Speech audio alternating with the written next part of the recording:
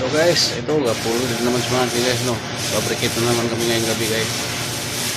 Yan o, hinang nga siya sa tubo namin guys, na pinabricate namin. Bari may ikipo ko yan guys. Fabricate namin.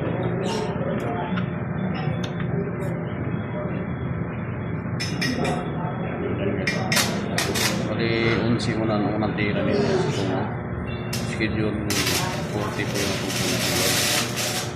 Tubig po ang nadaan yung papakasal namin. Yung high pressure pressurized po yan guys, yung tubo na yan sa 150 pieces ang tubig yan guys. Yung guys, pag nag-testing na kami na dito yan guys yung tubo na, kaya di po basa ang ano yung hinang guys, kailangan wala pong leaking, kailangan dito makalitin yung hinang niya. Hindi po kailangan solid po ang welding sa pag-welding guys.